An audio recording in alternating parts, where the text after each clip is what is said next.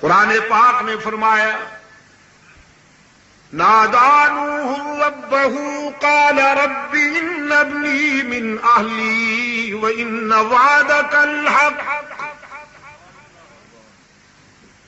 إن ابني من أهلي وإن وعدك الحق وأنت أحكم الحاكمين. اپنے بیٹے کو ہلاکت کے دہانے پہ دیکھ کر، طوفان کی زد میں دیکھ کر 950 سال اللہ کی توحید بیان کرنے والا پیغمبر، شرک کے مقابلے میں پہلا مجاہد، اللہ کی حضور التجا کرتا ہے میرے معبود میرے بیٹے کو بچا لے، تیرا وعدہ تھا کہ میری اہل میں سے کسی کو ہلاک نہیں ہونے دے گا، دیکھ میرا بیٹا ہلاک ہونے لگا.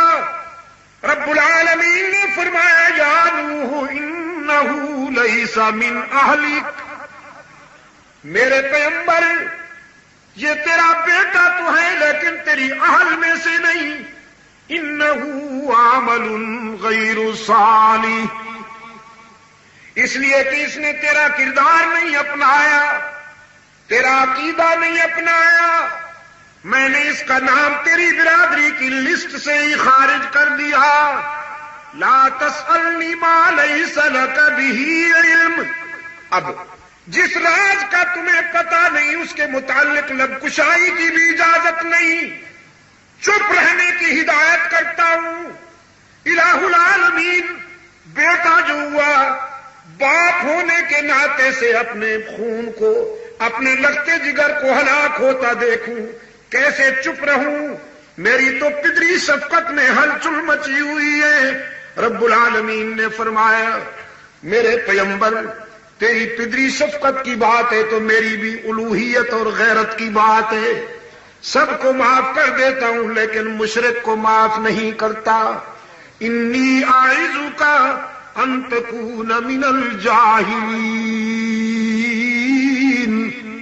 روکتا ہوں تجھے مشرک بیٹے کی سفارش کرنے سے، اور میرے روکنے کے باوجود اگر دوبارہ تو نے اس کی نجات کے لیے سفارش کی تو نبوت کا تاج اتار کر تجھے بھی اسی پارٹی میں کھڑا کر دوں گا.